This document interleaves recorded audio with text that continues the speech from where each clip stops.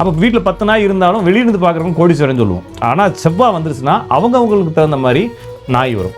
இது ஆண்களுக்கு கடனோ அல்லது உடல் நலமோ வழக்குகளோ இது எல்லாருக்கும் வரதுன்ற மாதிரி எடுத்து நம்ம கடந்து போயிடலாம். பெண்களுக்கு வந்து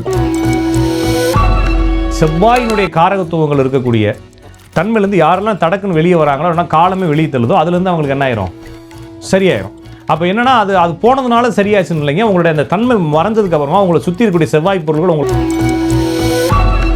என் வீட்டில் ஒரு நாய் இருக்குது அப்படின்னா அந்த நாய் இருக்கிற வரைக்கும் எனக்குள்ள ஒரு பிரச்சனை இருக்குது.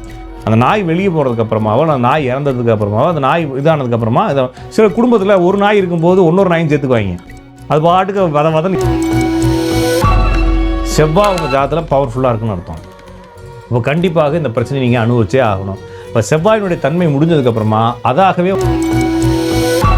இப்போ நான் ஒரு தோட்டம் வாங்கி அதுக்குன்ற தனியாக ஒரு டென்ட் போட்டு அதுக்குள்ளே வந்து வலையெல்லாம் கட்டி நாயெல்லாம் தனித்தனியாக செப்பரேஷன் பண்ணி அது ப்ரீடு பண்ணி நான் வளர்க்குறேன்னா அது என்னுடைய தொழில், என்னுடைய குடும்பத்துக்கும் அதுக்கும் சம்மந்தம் இல்லை.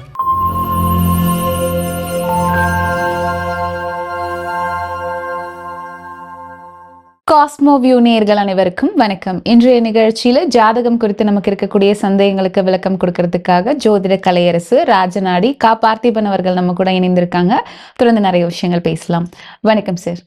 வணக்கங்க சார். பொதுவா ஒரு சில விஷயங்கள் நம்ம வீட்டுல இருக்கிறத வச்சே அவங்களுடைய வாழ்க்கை எப்படி இருக்கும், அவங்க மனநிலை எப்படி இருக்கும் அப்படின்றத பத்தி நீங்க தொடர்ந்து சொல்றீங்க. அதுல குறிப்பா இன்னைக்கு நிகழ்ச்சியில இந்த பெட்டு வளர்க்கறது, குறிப்பா நாய் வளர்க்கும் போது அவங்களுடைய வாழ்க்கை சூழல் எப்படி இருக்கும், என்ன மாதிரியான மன ரீதியான விஷயங்கள் அவங்களுக்கு நடக்கும், அதை பத்தி சொல்லுங்க. நாய் அதாவது கூர்மையான பல்லு இருக்கக்கூடிய எல்லா விலங்குகளுமே செவ்வாய் தான். அப்போ கூர்மையான பல்லுனா சிங்கம், புலி இதெல்லாம் வீட்டில் வளர்க்க மாட்டோம், அதனால் அதை பற்றி கவலைப்பட தேவையில்லை. வீட்டில் வளர்க்கக்கூடியதுலேயே கூர்மையான பல்லு பூனை, நாய், இது 2 தான், வேறு எதுவுமே வராது கணக்கில். அதுக்கப்புறமா இந்த கிளி, பச்சை பறவைகள் இதெல்லாமே புதன், அதெல்லாம் ஒரு தனியாக ஒரு லிஸ்ட்டில் வச்சுக்கலாம். ஆடு மாடு வளர்ப்பு, இந்த கோழி வளர்ப்பு இதெல்லாம் சந்திரன். அப்போ நீங்கள் சொல்கிறப்பே நாய்க்கு தான் கேட்டுக்கிறீங்க, பூனையும் சேர்த்துக்கலாம் போனஸாக. அப்போ நாய் வளர்க்குறது குடும்பத்தில் அப்படிங்கிறப்ப செவ்வாய் பவர்ஃபுல்லாக இருக்கும். செவ்வாய் ஒரு பெண் ஜாதத்தில், ஏன்னா ஒரு குடும்பத்தில் எப்படி பெண் இருக்க போகிறாங்க, வெறும் ஆம்பளைகளாக இருந்து நாய் வளர்த்தாங்கன்னா அவங்க கதை வேற, வெறும் கடன், நோய், தொந்தரவு இது மாதிரி பிரச்சனை அந்த குடும்பத்தில் இருக்கும். சரி, இது நாய் வளர்க்குற அந்த காரகத்துவம் வீட்டில் இருக்கிறனால. ஆமாம், நாய் கொண்டு வரலைங்க, நாயெல்லாம் கொண்டு வரல. அந்த ஜாதகம் உங்களுக்கு அந்த ஜாதகம் இருக்கிறதுனால உங்களை சுற்றி அது சம்பந்தமான பொருட்கள் இருக்கும், அவ்வளோதான். இந்த அமைப்பு, இந்த நாய் வீட்டில் இருக்கணுன்ற அமைப்பே ஜாதகத்தில் இருக்கும். ஆமாம், அப்போ நான் என்னோட இதில் எழுதியிருப்பேன், புக்கிலே செவ்வாய் பவரானவங்களுக்கு நாய் கடிக்கும்னு எழுதியிருப்பேன். சரிங்களா, என்னையும் தான் கடிச்சு வச்சிருக்குது. அப்போ எனக்கு செவ்வாய் பவராக கடிச்சு வச்சிருக்குது, உங்களுக்கு இருந்துச்சுன்னா உங்களையும் கடிக்கும், அவ்வளோதான். ஓகேங்களா, அப்போ கடிக்கிறதுக்கு உறுதி. அப்போ இந்த செவ்வாய் பவராக இருக்கும்பொழுது அவங்க நாய் பல்லு போடணும், நாய் எச்சி போடணும், நாய் இது பண்ணணும். அதோட ஜாதகத்தில் செவ்வாய் பவராக இருந்தால் அவங்களுக்கு நாய் வளர்க்கக்கூடிய, இப்போ நம்ம வேறு கிரகத்தில் இருக்கிறோம், வேறு நாட்டில் இருக்கிறோம் அப்படிங்கிற நம்ம பண்ண வாழ்முறையை வச்சு தான் நம்ம டிசைட் பண்ணுறோம். அப்போ இந்த சிச்சுவேஷனில் வீடுகளும் நாய் வளர்க்குறாங்க. அப்படி நாய் வளர்க்குறவங்க வீடு ஜாதகங்களில் செவ்வாய் பவராக இருக்குது. அப்போ ஒரு ஜாதத்தை பார்த்தோன்னே அல்ல ஒரு வீட்டை பார்த்தோன்னே இவங்க ஜாதத்தில் செவ்வாய் பவராக இருக்குன்னு வச்சுக்கலாம். அப்போ ஒரு ஜாதத்தில் செவ்வாய் பவராக இருந்தால், நான் சொல்கிற மாதிரி ஆண்களுக்கு பவராக இருந்தால் அவங்களுக்கு கடன் பிரச்சனை வரும். சரி, இப்போ ஒரு வீட்டில் 5 பேர் இருக்காங்க அப்படின்னா, இப்போ யாருடைய ஜாதத்துலேருந்து 5 பேருக்கும் இருக்கும்? 5 பேருக்கும் இருக்கும். ஓகேங்களா, ஒரு குடும்பத்தில் ஒரு ஜாதத்தில் ஒரு அமைப்பு இருந்தால் எல்லாத்துக்கும் தான் இருக்கும். சரிங்களா, ஒரு ஜாதகம் வேற வேற மாதிரி ஒன்றும் இல்லைங்க, ஒரே குடும்பத்தில் ஒரே பிரச்சனை தான் மெயினாக ஓடிக்கிட்டு இருக்கும். அது இந்த 5 பேருக்கும் ஒரே மாதிரி தான், 5 பேருக்கும் ஒன்றா தான் இருக்கும். அப்போ வீட்டில் நாய் வந்துச்சுன்னா 5 பேர் ஜாதத்தில் இந்த செவ்வாய் வந்துருச்சு, வேலையை ஆரம்பிச்சிருச்சுன்னு அர்த்தம். அப்போ அதுக்கு முன்னால் செவ்வாய் வேலையை ஆரம்பிக்கலையா அப்படின்னா கோச்சாரங்கள், இப்போ நான் இருக்கிறேன், எனக்கு ஒரே மாதிரி பிரச்சனை சாவுற வரைக்கும் வரதில்லை. ஆனால் அந்த சிங்க்ரோனைஸ் இருக்க தான் செய்யும்.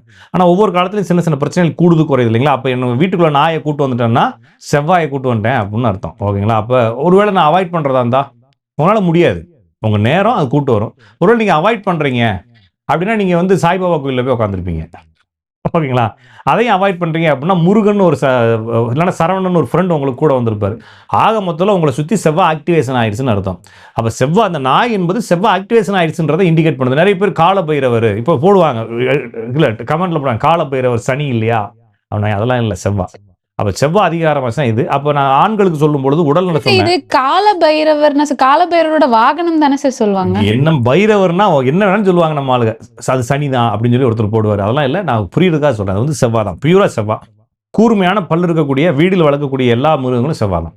சரிங்களா, அப்போ ஆண்களுக்கு உடல் நலம் என்ன மாதிரி பிரச்சனை இருக்கும் சார்? உடல் நலம்னா பிரஷர், சுகரு, இந்த மாதிரி விஷயங்கள், ஏதாச்சும் ஒரு சின்ன சின்ன அறுவை சிகிச்சை, ஆக்சிடென்ட் ஆகுறது, இல்லைன்னா ஏதாச்சும் வழக்குகளில் போய் வாலண்டரியாக மாட்டிக்கிறது, நட்பினால் பிரச்சனை ஏற்படுத்திக்கிறது, ஏதாச்சும் முதலீடு செஞ்சு ஏமாந்து போகிறது.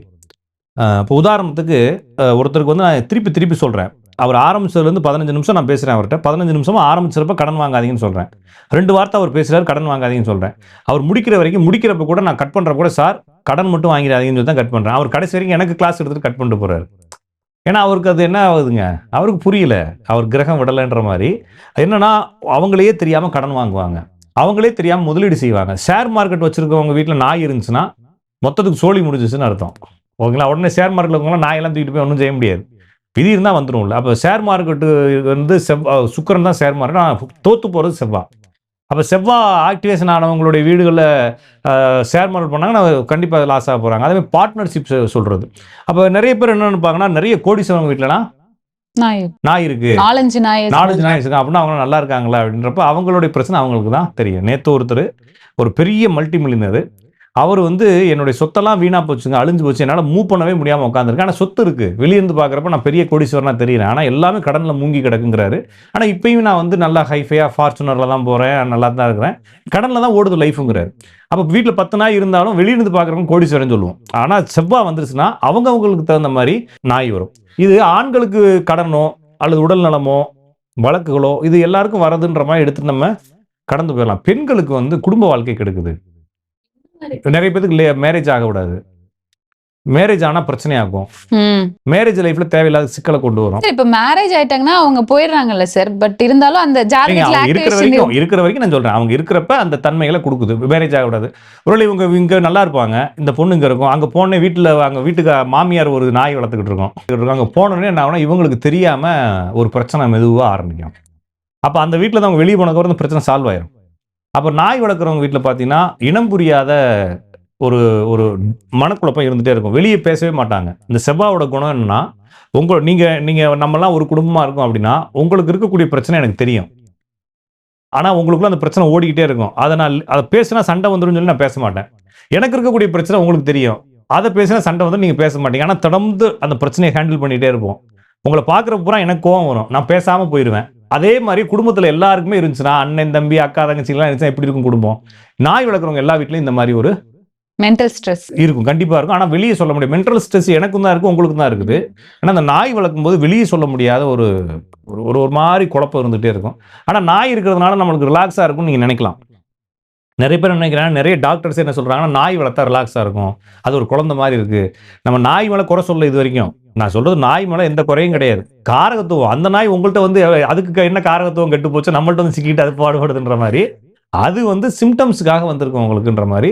அப்போ அந்த நாய் வெளியேற்ற முடியுமா அப்படின்னா கண்டிப்பாக முடியாது. அந்த நாய் வாழ்க்கை முடிஞ்சதுக்கு அப்புறமா தான் உங்களை விட்டு போகும். சரி, இப்போ ஒருவேளை இப்போ நீங்க சொன்ன மாதிரி ஆண்களுக்கு பெண்களுக்கு இந்த மாதிரியான பிரச்சனைகள் இருக்கு, ஒருவேளை அந்த நாய் அதுக்கப்புறம் அந்த வீட்டுல இல்ல, இறந்துருச்சு அப்படின்னா இதுக்கப்புறம் அவங்க வாழ்க்கை கண்டிப்பா மாறும், கண்டிப்பா மாறிடும். அதனாலதான் சொல்றேன், நான் வந்து இந்த முருகன் பேர் வச்சிருக்கவங்களோட ஃப்ரெண்ட்ஷிப் இருக்கும், அது கட் பண்ணோடனே உங்களுடைய கடன் சரியாகும். சரிங்களா? நிறைய பேர் சாய்பாபா கோயிலுக்கு போயிட்டே இருப்பாங்க, குடும்பத்தில் பெரிய பிரச்சனை, நோய் தொற்று, திடீர்னு நிறுத்துவாங்க, அவங்களுக்கு அந்த அந்த நோய் சரியாக ஆரம்பிக்கும். இது மாதிரி செவ்வாயினுடைய காரகத்துவங்கள் இருக்கக்கூடிய தன்மையிலேருந்து யாரெல்லாம் தடக்குன்னு வெளியே வராங்களோ, இல்லைனா காலமே வெளியே தள்ளுதோ, அதுலேருந்து அவங்களுக்கு என்ன ஆயிரும், சரியாயிரும்.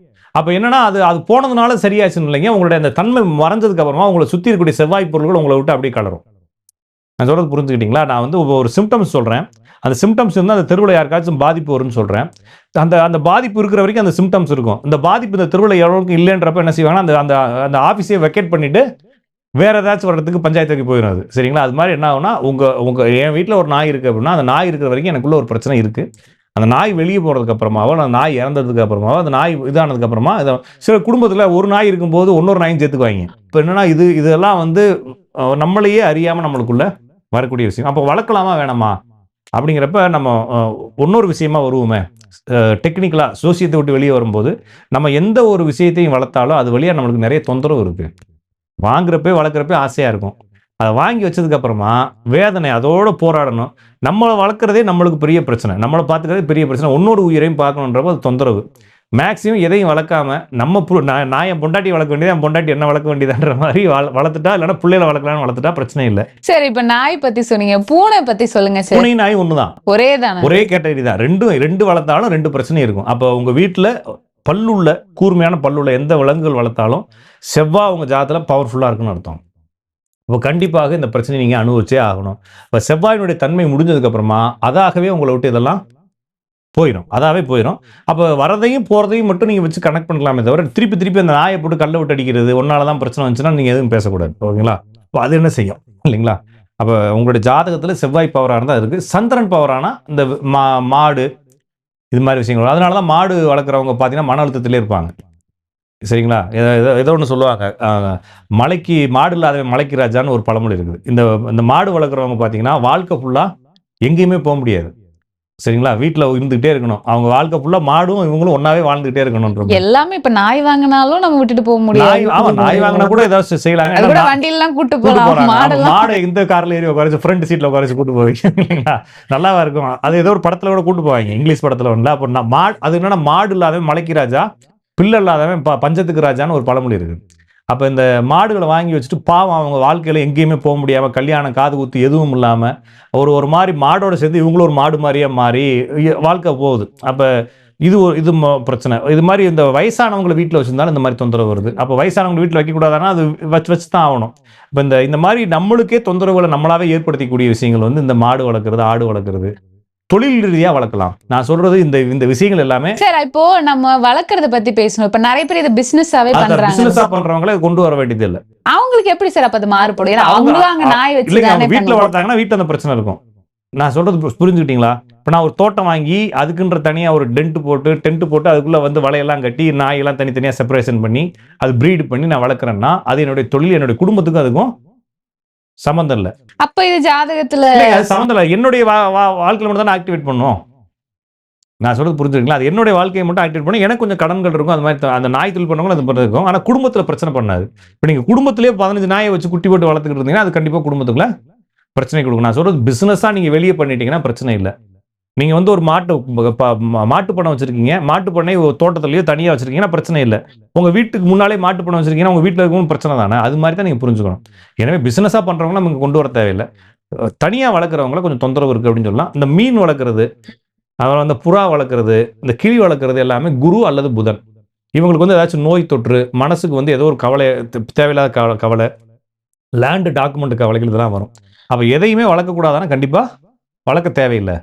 அப்படி வளர்க்கணும்னா என்ன செய்யலாம்னா ஏதாச்சும் தெருவில் போகிறதுக்கு சோத்தை போட்டு அமைதியாக இருக்க வேண்டியதானே தவிர நீங்கள் ஒரு தடவை இழுத்து வச்சுக்கிட்டிங்கன்னா பஞ்சாயத்து தான் அப்படின்றத புரிஞ்சுக்க வேண்டியதான். அப்போ எதையுமே நம்ம முடிவு பண்ணுறதில்ல, காலமே முடிவு பண்ணி உங்கள்கிட்ட வந்து சேர்க்கும். அப்படி வந்துச்சுன்னா நீங்கள் புரிஞ்சுக்க வேண்டியதான், நம்மளுக்கு ஏதோ பஞ்சாயத்து வந்துருச்சு அப்படின்னு புரிஞ்சுக்க வேண்டியதான். சரிங்களா? அதனால வந்து வளர்க்குறது தப்பா ரைட்டாங்கிறது இங்கே பேச்சு கிடையாது. அது வருது, இது சிம்டம்ஸ் கொடுக்குது, அது உங்களுடைய விதி, அவ்வளோதான் புரிஞ்சுக்க வேண்டியதான். சரிங்களா? நிறைய விஷயங்கள் எங்களுக்காக சொன்னீங்க. ரொம்ப நன்றி. வணக்கம்.